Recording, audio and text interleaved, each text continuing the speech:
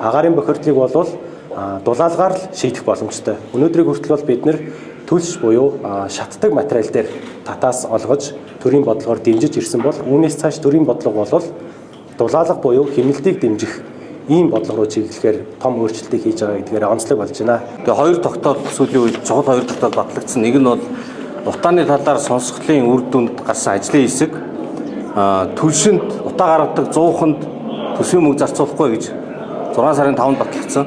Хоёр дахь нь өнөөдөр батлагдж байна. Энэ бол дулаалга тавтаа тухтай орчинд байхад тэр ногоон хөгжлийн их усруудыг ашиглая гэдэг.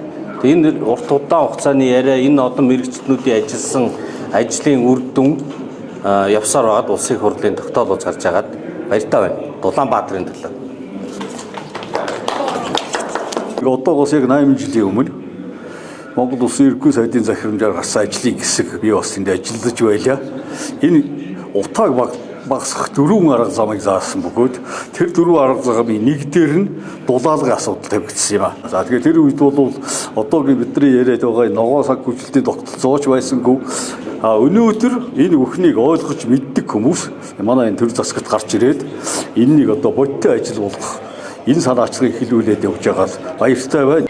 За тэгвэл энэ аян дотор яригдж байгаа Best Gear гэх тэр дулаан барилгын шалгуур нь өөрөө хүртээмжтэй шалгуурыг бас тусгасан байгаа. За тэгэхээр өнөөдөр энэ мэдээг үзэж байгаа бүх хүмүүст би бас уриалмаар байгаа.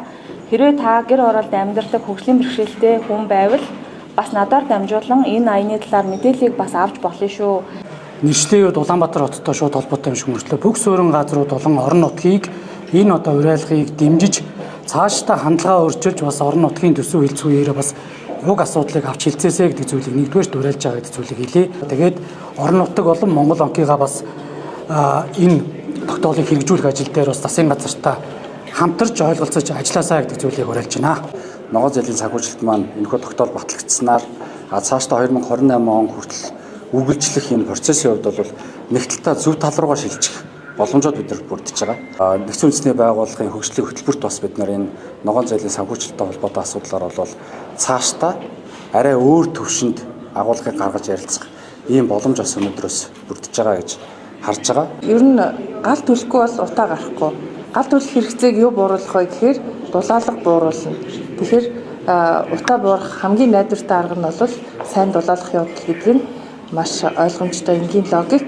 Анх удаага 2025 оны 3 сарын 1-ээс хэрэгжиж байгаа ногоон барилгын үндэсний үнэлгээний системтэй болсон энэ үндэсний үнэлгээний систем маань ямар барилгыг ногоон гэх вэ? Ногоон барилга хүрэн барилгаас юугаар ялгаатай вэ гэдгийг ингээд тодорхой болгож өгч байгаа. Тэгэхээр энэ аяны хүрээнд энэ өнөөдрийн тогтоол дотор бол бас энэ хэрэгжилтийн асуудал туссан байгааг дуулгахад таатай байна. Ногоон зээлийн санхүүжилтийг нэмэгдүүлэх хэлбэрээр 50% нь одоо Улаанбаатарт, үлдсэн 50% нь бол бас орон нутгийн иргэд рүүгээ чиглүүлнэ гэсэн ийм зорилго байгаа.